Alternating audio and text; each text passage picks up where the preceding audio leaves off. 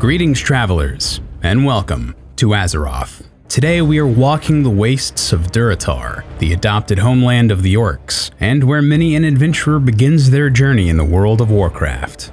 A peninsula perched at the eastern edge of Kalimdor, Durotar is bordered by the northern half of the Barrens to the west, and the eternal autumn of Azshara to the north. At first glance, this is a harsh land to call home, but what life has taken root here is as tenacious as the orcs that have embraced the land. As an early game area, Blizzard expectedly packed Durotar full of awesome little secrets and Easter eggs for players to find, as well as smaller tales told through environmental storytelling that you may have missed during your adventures. So, let's take a look at all the subtle secrets and environmental Easter eggs this zone has to offer. But quickly, before we do get started, you know I am legally bound as a YouTuber to ask you to like the video and subscribe if you'd like to see more. You can also ring the bell to get notified so you never miss any videos like this. World of Warcraft is full of cool lore and secrets that I want to explore, as well as many other games, and I would love if you joined me in that adventure. But with that, let's get started. As with any province that acts as a starting zone for one of the faction's playable races, it seems fitting to start where every orc adventurer does, in the Valley of Trials. Here, right next to where players first spawn in, you can find a cavern simply called the Den. Towards the back of the cave, you will find several humans from the nearby Northwatch Encampment locked in cages that you can open. They have no gratitude, however, and will be hostile, forcing you to kill them. Fun fact, though the Northwatch scouts in the rest of the valley are killable by all players, these Northwatch captives are friendly to any Alliance players that make their way back here for whatever reason. I don't recommend it. The entire function of these Northwatch captives used to be part of a quest new Warlocks had to test an ability by literally lighting them on fire. Warlocks as a class in general were always pretty metal, but that's just like, dang dude. Towards the back of the den, you can find a human skull and spine in the dirt, possibly the remains of a poor sap who was burned to death during one of these Warlock trial runs. Though, in reality, this was where the Warlock trainers were in Classic, so the bones were added to just make the area more spooky. Headed out of that cavern now, just outside, you will find the graveyard for the Valley of Trials. Just in general, the Orc and Troll graveyards in Durotar have a ton of details that human-themed ones just don't. These graves are exquisitely decorated, with weapons propped up against them to honor fallen warriors, masks leaned against them recalling the dead who once wore them, and what appear to be mummified trolls in vases of dirt or ash. Something I wanted to point out here though is, take a look up in the tree overhanging the graveyard here in the valley, and you'll see a mask hanging from its branches, watching over the fallen. It's a neat little detail for people who happen to look up. Also, comedically, the peon working on cutting wood from a nearby tree will take his breaks sleeping on one of these graves. Kinda puts a new turn on the phrase, sleep when you're dead. Heading to the south part of the Valley of Trials, you will find a hidden path around here on your map. This leads to a giant standing stone called the Spirit Rock. This was once part of a shaman class quest where they would learn how to use their earth totems, but this has long since been removed from the game, like a lot of other class fantasy quests. Now it's just sort of here, a monument to Worlds of Warcraft past. Similarly to the west, here on your map, you will find the Shrine of the Dormant Flame being attended to by the troll Telf Julum. Likewise, this was once part of a shaman class quest that has been removed. This particular area was somewhat notorious, as many a young shaman had difficulty finding it, and the winding path that led up to it from the mountain.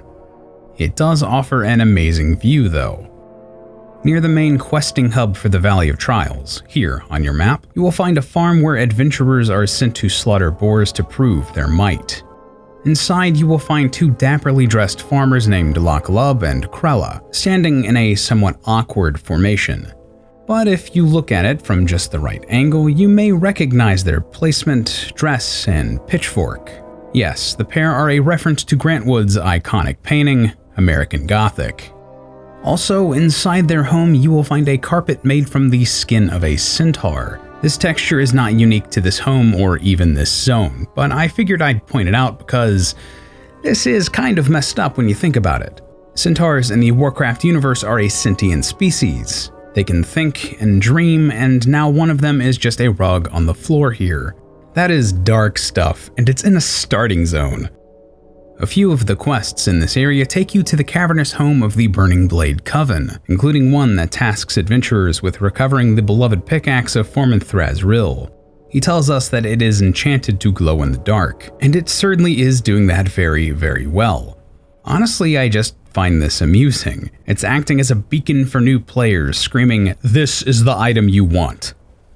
Finally, before we leave the Valley of Trials, I also wanted to point out the area's general goods vendor, Duakna, found here on your map. Occasionally, she will climb up on the table where food is cooking and begin to dance. This prompts the quest giver Galgar to comment on her skills, telling her that the entire situation is embarrassing and questioning how she isn't burning her feet. It's a small interaction, but one that helps build the character of this world, so I just love it. It's also one that isn't very well documented. I couldn't find any images or video of this to even know if it actually existed, so here you go. It does. Durotar is one of 2 provinces in Azeroth that acts as the starting zone for more than one of the main playable races, the other being Dun'Morrow for the dwarves and gnomes. To the southeast, off the coast of the main Durotar Peninsula, you will find the Echo Isles, home of the Darkspear Trolls. One of the southwestern islands is called Zalazane's Fall, named after the troll of the same name. Zalazane was an important antagonist for the Darkspears, betraying Vol'jin for reasons, and claiming the Echo Isles for himself. During Classic, this is why troll adventurers start in the Valley of Trials with the Orcs. There was a quest in Vanilla and Classic to track down and kill Zalazane, bringing his head back to Master Gadrin in Sinjin Village. However, the failure of the Darkspear to reclaim the Echo Isles was explained away by Zalazane using magics to disguise rocks, coconuts, and the heads of captured trolls as his own. Before the Cataclysm, Blizzard held an event called Zalazane's Fall, which saw Horde adventurers aid the Darkspear in reclaiming the Echo Isles for the trolls. This battle saw the ultimate defeat and true death of Zalazane, though his spirit would return in undeath for later storylines. Now, this island still bears his name, but it has been claimed as the roost for the Naga Tess. Funnily enough, he is now using similar mind control magics on the raptors of this island to the hexes Zalazane used to bewitch trolls during the time he roamed the Echo Isles. Also, side note, but there appears to be a human skeleton here, so I'm imagining some poor Northwatch scout got captured and fed to these raptors. Poor sap. Speaking of raptors, I wanted to point out a super small detail that I loved, a little touch that Blizzard put on this world to make it internally consistent. On Bloodtalon Shore, where a bunch of the raptors are born, raised, and trained, you will find raptor skeletons just littered all over the island, implying that they have been born, lived, and died here for generations. It's a dope little detail. And while we're on the subject of skeletons, around here, on your map, you can find an old troll burial site that has been dug up, with several mummies lying within the basin. It's creepy stuff. Elsewhere, on this island on your map, you will find the skeleton of what appears to be a cow or a bull washed up on the shore. This is entirely confusing. The only way I can imagine this got here was if some livestock taken from the nearby Tiragarde Keep got washed away, and was eventually beached here. But there aren't any living human-centric livestock in this entire zone. It's weird. Also, this island features some sort of effigy carved in the shape of a bat. It's a cool-looking totem for which I can see no discernible purpose other than to just look cool. If it was part of a quest somewhere and I just couldn't find anything on it during my research, let me know down in the comments below, please. The main conflict new troll adventurers will find on the Echo Isles today involves the Naga sorceress Zar'Jira, a major lore character responsible for the death of Vol'jin's father Sinjin during the events of Warcraft III, now found here on your map. She is leading a Naga invasion of the Echo Isles, determined to exterminate the Darkspear permanently. During the starting quest for the trolls, new players can help Vol'jin take down Zar'Jira, though at the cost of the life of another young troll named Zuni. The battle itself is actually pretty rad, and it sort of emulates dungeons and raid encounters. It's an awesome experience, and a cool resolution for an important storyline for the Darkspear. Good job, guys. Finally, before we leave the Echo Isles, let's take a step back in time to the Classic era. Before the Cataclysm, the Echo Isles were just covered in Durotar tigers, and adventurers are sent to kill them and skin them for a quest. They were all removed upon the advent of the Cataclysm, replaced with wild-maned cats, and I get the feeling that maybe we hunted them to extinction? Whoops. On the southeastern coast of Durotar, you will find the Darkspear settlement of Sinjin Village, and within its largest hut, adventurers will find the trade supplies vendor Tai'tasi and general goods supplier K'waii. Though I couldn't find anything that Tai'tasi could be a reference to, K'wa'i's name is obviously a nod to the Japanese word kawaii, meaning cute. Both will occasionally burst into dance, which I guess you could say is pretty kawaii. Additionally, at the edge of the village, you will find the Orc raider Jahash, who will provide adventurers with a mount during the quest riding on. Alongside Raider Kerr, who accompanies you for said quest, both use the voiceover recorded for the raider mob from Warcraft III. From my research, the pair are the only NPCs in World of Warcraft to use that voice font. Need something? You're annoying my dog. What's that smell? Oh, bad dog! At the southmost edge of Durotar, you will find a small camp acting as a landing point for the Alliance vessels delivering supplies to the nearby Northwatch Encampment. The camp is well supplied, as to be expected for a space offloading rations and weapons of war. The tents here hold what I assume to be a space for officers to dine, as well as a very old map. As you can see, this is an ancient texture that the developers most likely never expected anyone to take a close look at, as it appears to be written in crayon. The ships off the coast are predictably empty. This makes sense, they are glorified window dressing for Durotar, and the only way to board them is with a flying mount, which you won't have at the appropriate levels to quest here. Heading into the canyon acting as Northwatch itself, we can see that it is just jam-packed full of classic Alliance iconography. Honestly, just all the little details here are what I adore about the world building in this game. There are places clearly designated as weapon stashes or areas to forge them. Other sections are where new ringmail armor is being crafted and leather armor dried and boiled. There are spaces for soldiers to laugh and drink together, and even an officer's tent with an identical, hastily drawn crayon map that we saw near the coast. It's just wonderful. In Classic, this area is known as the Kolkar Crag, and is full of centaurs, but honestly this change is welcome. Alliance incursions into Horde territory and vice versa offer more classic Warcraft flavor, ironically enough, and the centaurs were never really fleshed out that much in the lore. Let's head north now to Razor Hill, one of the main settlements in the region and the central questing hub for new orcs and trolls. Here, you will find Gar'Thok, one of the quest givers integral to the storyline of Durotar, and a character with history dating back to Warcraft III. There really isn't anything else of note to say about him, but I do think it's rad that even smaller lore characters like this have a home in the world of Warcraft. Now, to the northwest of Razor Hill, here, on your map, you will find a watchtower overlooking the western half of the province. Atop the tower, adventurers will find Thonk, a quest giver that allows adventurers to use his spyglass to survey the land for survivors of the Cataclysm. Thonk does not appear to be the sharpest tool in the shed, thinking that one should look in the big end of the spyglass to make things bigger. He may be a reference to a similarly dull character, Thonk, from a machinima series created by Oxhorn.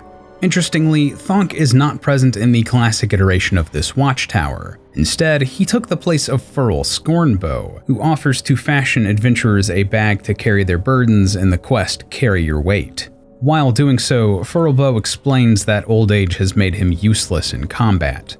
Given his absence after the Cataclysm, many adventurers speculate that he passed away of natural causes at some point during classic World of Warcraft.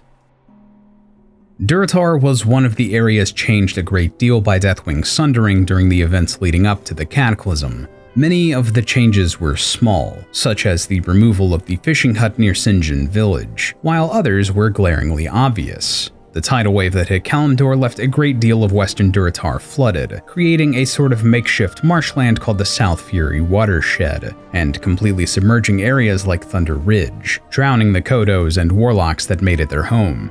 Tiragarde Keep and the Scuttle Coast are other areas that saw a great deal of change due to the Cataclysm. During the events of Classic, Tiragarde Keep, which, side note, is named for the Tiragarde sound that we later visit during the battle for Azeroth, it's a cool touch, is filled with Kultiran Marines led by Lieutenant Benedict, under order from the deceased Admiral Proudmoore to continue their mission to exterminate the Orcs of Durotar, despite the peace made between Jaina Proudmoore and Thrall. Benedict is the subject of the quest Kill the Betrayers, and because of this, and his place in the story, betraying the peace made by Jaina, he may be a reference to Benedict Arnold, a famous turncoat from the American Revolution. The rare mob, Watch Commander Zalafil, will also spawn within this keep. Tiragarde Keep's walls and buildings saw relatively small structural damage because of the Cataclysm. They were already in poor shape to begin with, and the only major change is that the dilapidated watchtower at the edge of the keep has been partially buried in sand. However, most of the Kultiran Marines, including Benedict and Zalafil, were drowned by the tidal wave. In the present, the keep is now filled with soldiers from Northwatch, searching for survivors amongst the wreckage, occasionally kneeling down and weeping over the corpses of the Kultirans. Benedict's place in the storyline for the zone has now been taken by Lieutenant Paladar, who occasionally flexes to himself up in the keep's main hall, which is, good for you for being confident, my dude, but kinda disrespectful given the circumstances. Zalafil has similarly been replaced by the rare spawn, Sergeant Curtis. On a lighter note, if you look here on your map, you will find a tree that has caught fire at the edge of the keep, and this stump has been burning for over 15 years. Resource problems in this world have now been solved. Just to the north of Tiragarde Keep, you will find the aforementioned Scuttle Coast. During Classic, the area was named for the ships wrecked off the coast, vessels from the Kultiran Navy that were destroyed by the Horde when they originally assaulted Tiragarde Keep. After the Cataclysm, the ships were carried inland by the tidal wave, leaving the corpses of fish and soldiers littered amongst the shore. Even the texture used for the earth here was changed, looking more like sand has washed up and now blanketed the dirt. If you travel to the top of some of the ship masts sticking up from the ruined shoreline, you can find surviving Kultiran sailors clinging to any hope of rescue. I like this touch. You'd only be able to find this if you were exploring the area with a flying mount, far out of reach for the inexperienced adventurers this zone was originally designed for. Finally, in Classic, you will find an abandoned hut with a cart on the coast, presumably destroyed during one of the many battles at Tiragarde Keep. The tidal wave obliterated the hut and washed the cart several meters away. Let's head back to the watchtower outside Razor Hill now. The previously mentioned Thonk will point adventurers to several civilians out in the South Fury watershed in need of aid due to the fallout of the Cataclysm. This includes a flooded hut, sheltering a woman named Grand Matron Tekla. However, once you arrive at the hut, she will have no quests to give adventurers. Tekla used to be the subject of an escort quest titled Thank the Spirits that was notoriously long and difficult. However, and perhaps thankfully, the quest was removed sometime during the Legion expansion, likely because players did not find it much fun at all. Now the Grand Matron is just a woman suffering in the wasteland that you are pointed to and cannot help. That's just tragic. Funnily enough, Tekla and her quest are still referenced by Thonk in his quest text after you help the other three. Before we leave the watershed, we should mention that you can find two rare Quillboar mobs at various places within this area, or just to the south in the Razormane grounds. The first of these is Geolord Model, a shaman that some have speculated may be one of the Quillboar to establish the Razormane grounds in the first place. No other Quillboar in the area holds the title Geolord, so at the very least, she holds some position of authority within the group. The other rare mob is Captain Flattusk, the captain of the Razormane Battle Guard. Flattusk earned a reputation as a particularly dangerous foe, being amongst the first elite mobs new orcs and trolls would encounter during their adventures. Some even called her the Horde's Hogger, though she was demoted from her elite status during the Cataclysm, and is now just a rare mob. Also, somewhat interestingly, her model was gender flipped during the battle for Azeroth. Perhaps Flattusk is a title held by the Quillboar, and not a name, but that's just me speculating.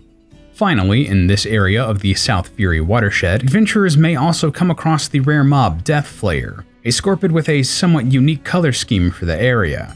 Though I couldn't really find where the source of this information came from, a few of the fan sites chronicling Deathflayer claim that it is considered the most vicious scorpid in all of Durotar, corrupted by the Burning Blade Warlocks when they arrived in the peninsula. I have no idea of the veracity of that information, but it's a cool story for a cool beast. At the very least, Deathflare makes for a cool companion for low-level hunters to tame and travel across Azeroth with. Patrolling the road within the ravine between Razor Hill and Orgrimmar, you will find an orc named Tednug alongside his pet lion, Scratchfever. These characters are references to a famous internet story called You Awaken at Razor Hill, featuring the main character Ted Nugent and his pet, Scratchfever, obviously and cleverly named after the musician and his song. It is just awesome when the creations of fans are immortalized in this world. Further north, just outside of the ravine, you will find Rez'lak, a goblin and member of the Tinker Union. He is notable simply because he offers the only quests available to Alliance players in Durotar, a very rare occurrence in the homeland of an opposing faction's race. Just outside of Orgrimmar, adventurers will find themselves faced with a blockade of troops preparing for battle. In one of the camp's training areas here on your map, you will find several training dummies set up for the soldiers to practice combat against. I am almost positive this is not unique to this area, but I absolutely adore this two-headed ogre simulacrum. I really don't have any other words for this other than that it's just really cute. I love how crudely it's made. It just has so much personality and charm. Moving on, within one of the huts set up in the blockade, here on your map, you will find Gore the Enforcer and Shin Stone Pillar overlooking a map painted on an animal hide. Though it is higher quality than other maps in the game, this one also appears to be absolutely ancient, because the Exodar and Silvermoon City are nowhere to be seen. And hey, speaking of low quality maps, that same crayon map from Northwatch is here too. Neat. To the east of the blockade, we will find Skull Rock, a den for the Burning Blade clan, here on your map. Adventurers will be sent here to help clear it out early in their quest, but I wanted to point it out simply because it is the home of the rare mob Felweaver Scornn. Honestly, that's the only reason it's important.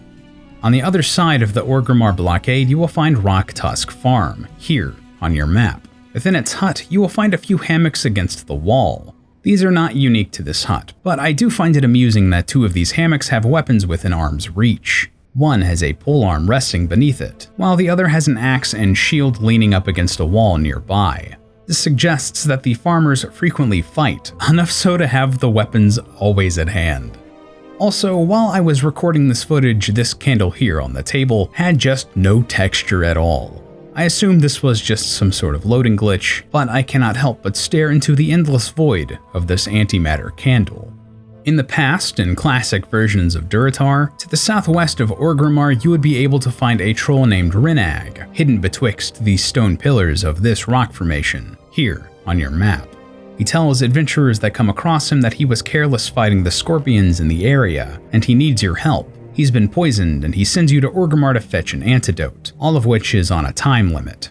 Though he was later moved to be more visible in later expansions, he was removed altogether during the Cataclysm. From personal experience, when I was playing World of Warcraft as a kid, I never found this guy while I was leveling in Durotar. To be fair, I mostly played Alliance, but my anecdotal experience seems to be shared with other players. To be honest, the only reason I found him for this video was because I was deliberately searching for hidden secrets, and Questy helped me out more than a little bit. Given the difficulty in finding him, this has led to speculation that, canonically, Rinag died because no one saw him and could aid him in his quest. Poor guy. Now, let's finish off our little Easter egg hunt with a character from Warcraft Multimedia finally making his way into the world of Warcraft. At the Deadeye Shore, just north of the Scuttle Coast, here on your map, adventurers will be sent to help one Spiketooth, who has a rather unsavory title. He asks players to fight his gladiators, a Naga named Gislania, a Worgen named Griswold Hanniston, and a Tonka, or Winter Tauren, named Gower Icehorn. Spiketooth was added during the Cataclysm, but this wasn't his first appearance in Warcraft media. He was a significant character in the ongoing World of Warcraft comic book, serving as a taskmaster for Varian Wrynn in his Logosh personality, when he was captured by the Horde and forced to fight as a gladiator. Let me just say I love this addition to the game, paying homage to an incredibly important in-canon story. Developers, when you reference your multimedia material, it makes your world feel alive. So, good job, Blizzard. And there we have it. That's every Easter egg or environmental secret I could find in Durotar. Now, I tried to be as thorough as I could, but given how large and dense the World of Warcraft is, it is inevitable that I missed something. So if you know anything that I left out, please let me know in the comments below. And also while you're down there, let me know where you want me to explore next. I'd love to do videos like this for all the zones in World of Warcraft, and in other games like Skyrim and The Witcher, just to name a couple. So please subscribe and ring the bell so you don't miss out on any of that. I want you guys to join me in all of those adventures. If you want more Warcraft trivia right now, check the video I did exploring the secrets and Easter eggs of Elwynn Forest. As always, thank you so much for watching, and I'll see you next time.